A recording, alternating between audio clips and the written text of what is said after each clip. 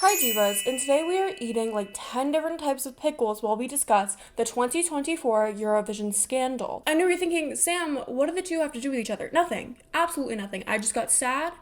This is actually a tear stain right here. I got sad and I wanted to eat some pickles. So, enjoy. I could be basic and start off with a complete history of the Eurovision Song Contest, but I'm not. I'm gonna give you the highlights, okay?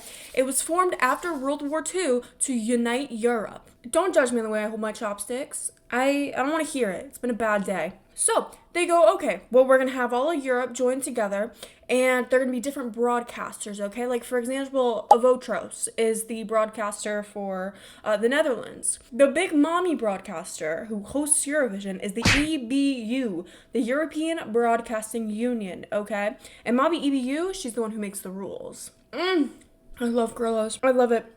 The secret is the grape leaf, by the way. It keeps them crispy. Oh, that's good. We have the Eurovision Song Contest. What does it entail? Well, you have these different countries, usually like 24, 26, somewhere around there, and they all send a candidate. They send a representative with a song. And I bet you've heard some of these songs on the internet. Probably. Some of them are super popular.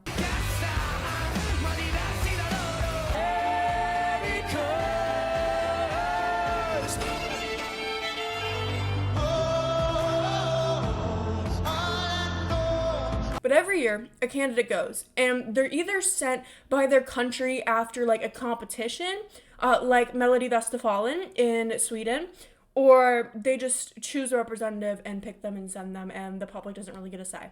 But for a bit, it was just Europe participating. And then they went, hey, let's let Israel in. And Israel came in. Now, this has been a point of contention for years, but tensions have really built around Israel and Eurovision because of their occupation of Palestinian territory and the genocide in Gaza. There's also been controversy around Ukraine's participation because they're participating in the contest while actively being in a war, and one year they won and couldn't host because they're in a war. Russia used to be a part of Eurovision. They got banned after invading Ukraine, which some people are upset about. But I think that if you invade Ukraine, you shouldn't be allowed to participate in Eurovision. Sorry, I'm switching out pickles here. Sweet gherkins! I love gherkins. So to understand what happened in 2024 and the tensions there, you gotta understand what happened in 2023. So in 2023, there was an artist named Loreen, and she had already won Eurovision once in 2012 with her song Euphoria. And then she came back in 2023 and performed Like a Tattoo. A lot of people were like, hey, Miss Girl should not be in Eurovision twice, especially if she already won. And there's a fan favorite. His name is Karia.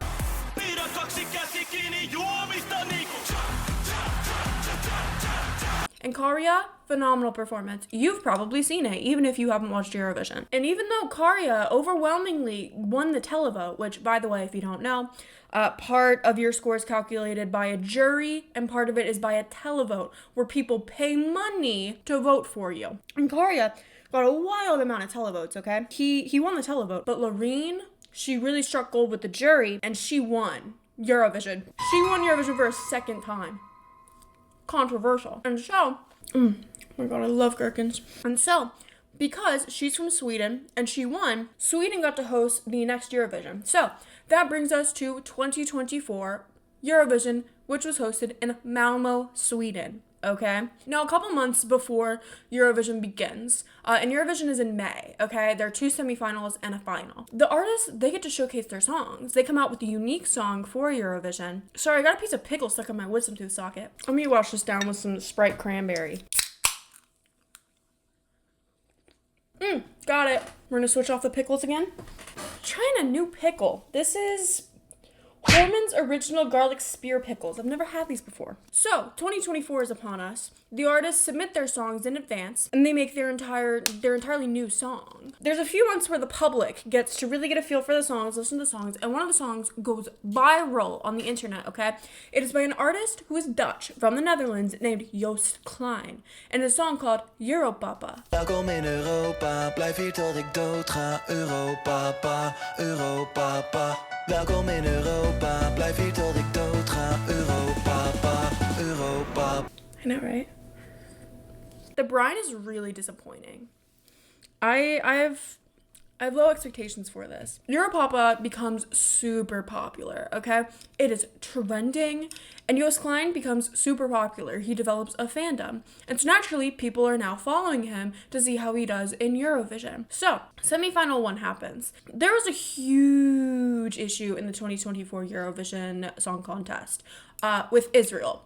Basically just harassing everyone, apparently. There are a ton of accounts of Israel and their team just being very hostile, especially towards contestants that had pro-Palestinian beliefs. And obviously I wasn't there. I don't know the extent of what happened, but we do know that some of these artists documented it to the EBU, and the EBU didn't really do anything about it. And there was a very, I'm not going to say viral, but a lot of people saw it. There was a press conference where a reporter asked Israel's candidate, Eden Golan, if her being there put everybody at the competition at risk. And the answer was, yeah, because there were threats being made because of Israel's participation. Being like, hey, like, we will the stadium, like that kind of thing. Her representative, sitting right next to her, was like, you don't have to answer that. And Joost Klein went, why not? And I've told that by being here, you bring risk and danger for other participants and public. You don't have to answer that question if you don't want to. Why not? And it was a big deal. It was a big deal, guys, because tensions were already high. The EBU had, like, banned the Palestinian flag. Like, actually, they had banned the Palestinian flag. They had banned pride flags. Like, they were trying to make it a non-political movement when Eurovision is political. Like, it has been known to be very gay. Eurovision is very gay, and that's not me being like, oh, gay. I'm saying, like, it is gay. My dude, what's your name? Horman. Listen, bud. I don't think the pickle business is working out for you. Let me make sure this isn't a small business. They are a family, so I'll be light on these pickle makers. Not a huge fan of your pickle. I think some people may like a milder flavor in a pickle. I'm not a huge fan. This specifically is the garlic spear pickle. I wasn't a huge fan, but you know what? If you like a milder pickle with a milder, less pickly flavor, you might enjoy these. These lean on the cucumber end. Okay, moving on to our next pickle jar. So, you're seeing these artists get harassed by the Israeli delegation and the Israeli team. EBU isn't really doing anything about it. The public's like, hey, why is Israel in Eurovision in the first place? They're not even in Europe. And I guess you could say the same thing about Australia. Australia just liked Eurovision a lot, and they were like, hey, guys, we'll let you in. You can come. You can join the fun. But for Israel, it is actually, they put a lot of money into it. It's all about their foreign relationships, and it's a publicity thing. And so another big deal is that Israel was running ad campaigns for their candidate, which there wasn't an official rule for it at the time. It was just something that you weren't, it was like you weren't supposed to do it. And they did it. Being like, oh, if you support Israel, vote for Eden Golan in Eurovision, which obviously, if you're making the vote political, there's an issue with that, right? Like, even if it wasn't Israel doing it, there is an issue with going, hey, if you support America in our war against, I don't know, we've carried out so many wars in, like, the last year, but you support America, vote for John McMilk-Primer, I don't know, I'm saw what's on my vanity, John McMilk-Primer for the Eurovision Song Contest to protect American patriotism because there's an attack. It's like that kind of thing, right? And they funneled like millions of dollars into this. And they've done this for multiple years, by the way. Like, I'm not even gonna really touch that much on 2025 and 2026. This is just in 2024. This was the start of it. So they run ad campaigns. They're harassing everybody. Like, politics aside, they're just not being very friendly at the competition. Allegedly, I wasn't there. Joost Klein performs, and he does a great job. People love EUROPAPA. He qualifies to the final, right? Enough people voted for him. The juries liked him enough. I think back in 2024 it was just the televote. I'm not completely sure though. I'll fact check that. But he qualifies. He makes it to the final.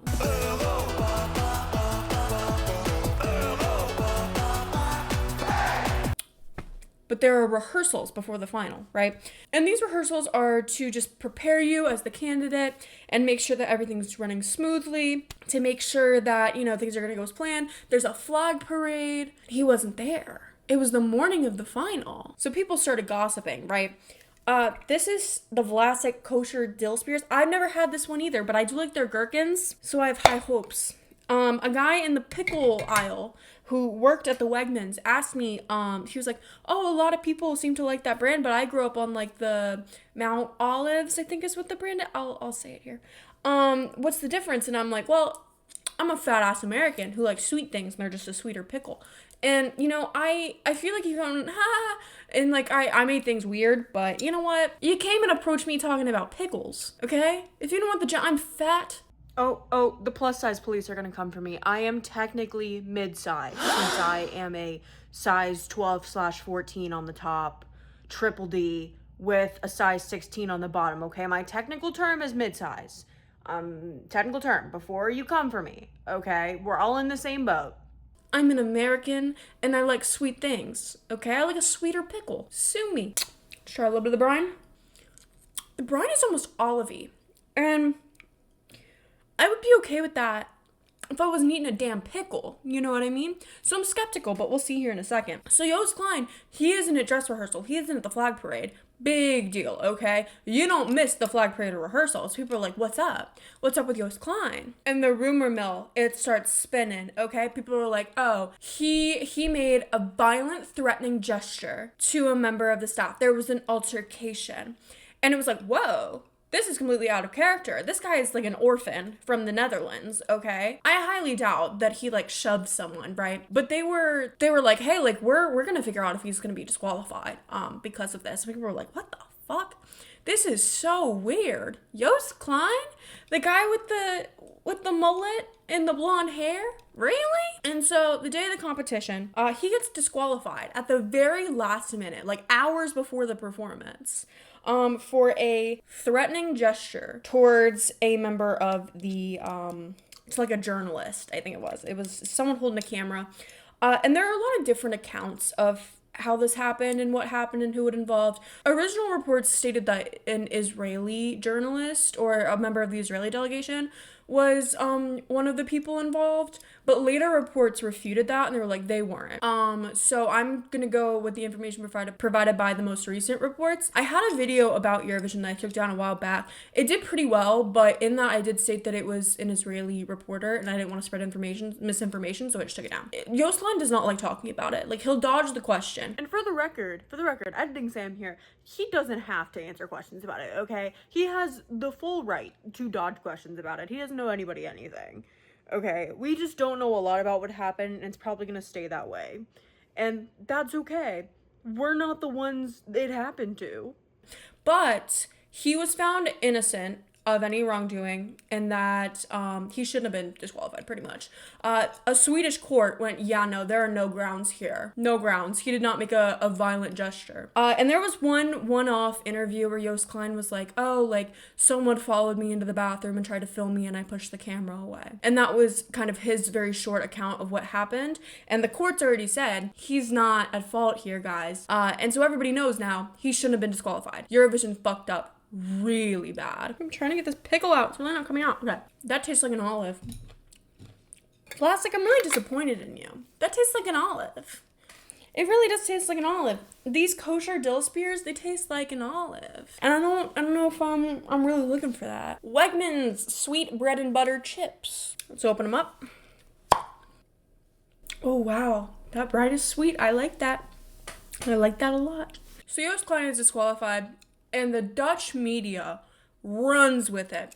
They are slandering this guy, right? Because he let down his country. Bullshit, by the way. And keep in mind, this all was happening while everybody else was getting harassed by the Israeli delegation and Israel's team in general, right? Like, he got disqualified for pushing away a camera.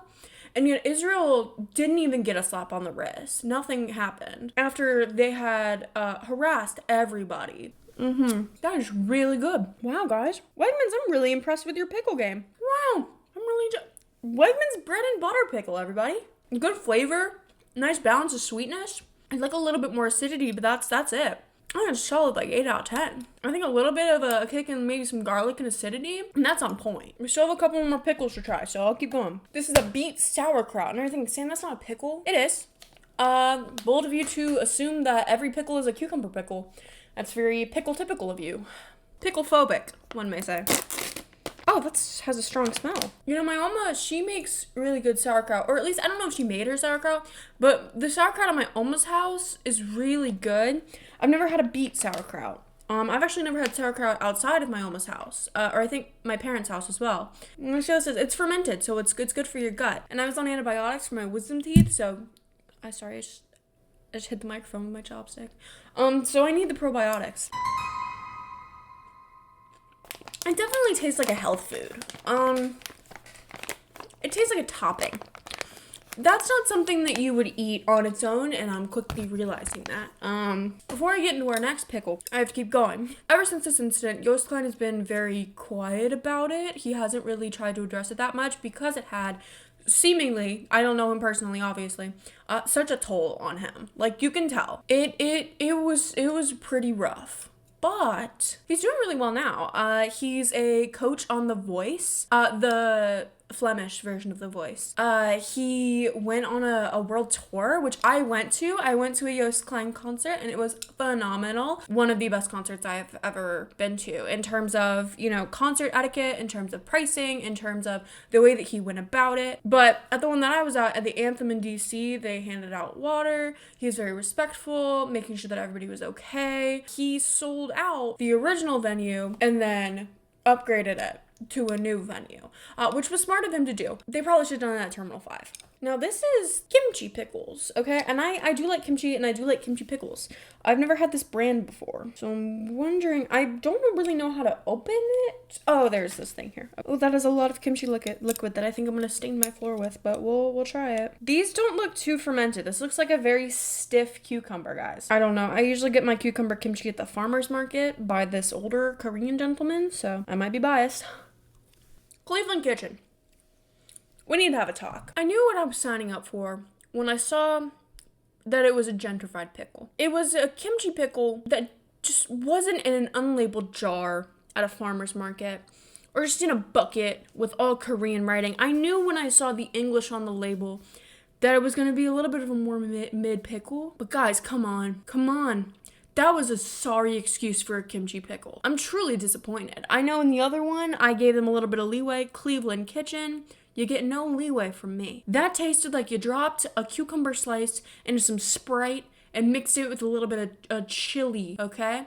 Some chili flake, Sprite, and you just threw a cucumber slice in. Didn't even ferment it, guys. I don't want to be mean. I'm not a mean person. But you made a bad pickle. That disappoints me. But anyway, so you're thinking, Sam, why did you mention Karya in the beginning? Well, Karya and Joost, they've made multiple songs together now, okay? And in the era of the Euro boys, I felt like I had to cover the Eurovision 2024 scandal because it is an incident that I think was complete bullshit. There's so much conflicting information surrounding such a highly publicized event. And if you don't know, 2025 and 2026, their Eurovisions, Israel has only gotten worse. They've only gotten bolder. But now we've had 2 years in a row with 2025 and 2026 where there has been a split screen between Israel and another country to win, okay? And they are overwhelmingly winning the televote at a pace that's not natural. Clearly, people are voting for them on a political basis. They're still running their ad campaigns. They're still up to some shenanigans, okay? And they shouldn't be in the competition, point blank, period. Even it not being Israel. If this were any other country, they'd be out already. I just wanted to film this real quick because I want to make it clear. I fully support Jewish people, the Jewish faith, people of Jewish ethnicity. I'm not a Zionist. I am pro-Palestine. Though that's me, that's my beliefs. Please do not take any of my comments in this video as anti-Semitic. They were meant to criticize Israel's participation in Eurovision and their alleged misconduct. In reality, Eurovision really couldn't win, to be fair to the EBU, which I don't like to do, but just to be fair. Multiple countries threatened to withdraw if Israel was disqualified. And multiple countries threatened to withdraw and did withdraw when Israel wasn't excluded from the competition. So we don't know if the countries that said that they would withdraw if Israel got kicked out were bluffing. I don't think we will know. I don't think that they're going to kick out Israel. I'll explain in a second. But I don't want anybody to think that I dislike Jewish people, because I think that anytime you criticize the Israeli government or the Israeli delegation in Eurovision, people get very defensive and some accusations are made, and I just wanted to clear that up before it happened. A lot of people are wondering how the Eurovision Song Contest is going to survive because multiple broadcasters, including one of like the big five, which are the 5 most financially supportive countries, like they donate the most to Eurovision, the big 5, one dropped out, so it's the big 4 now, and they just addressed it like it didn't happen. It's like there's no war in Bossing Say. They're like, oh, big 5? What? It's the big 4. Spain was never here. The Netherlands, never here. Ireland, never here. Slovenia, never here. Iceland, never here. And you can tell, the competition sucks now. It's so lackluster. So they just created Eurovision Asia. And my theory is that they're going to try to push Israel onto Eurovision Asia, which is a really disappointing thing to think about. And I really hope it's not true. I hope they just get rid of them completely from the competition, because there's been too much misconduct. They should have already been gone. There's a fly. They should have been gone by now. If they just move them over to Eurovision Asia, it's really going to be a disappointment because I will be rooting for the Philippines. Shout out to my Nana. May she rest in peace. Anyways, I hope you enjoyed this video. My conclusions, Joost Klein was robbed, and Grillo's stays on top, okay? Grillo's best pickle followed shortly by the Wegmans bread and butter, which I had never had a bread and butter pickle before, and I gotta say, I'm impressed. I'm impressed by the bread and butter pickle. Thank you for watching. If you like this video, I have a very similar video on the 2022 Olympic scandal, which you might enjoy. These events did impact people's lives, and when I eat pickles or make salmon, it's not me trying to make light of these situations. It's me going, sometimes really shitty things happen, and all you can do is fail to make some salmon or eat pickles where it turns out that only like 2 of the pickles are actually good. Spend like $40 on pickles. Thank you for watching. Subscribe for more. I'm having new videos out soon. I really appreciate all of you. Thank you. Are you ready? Right, I'm going a cappella. Euphoria.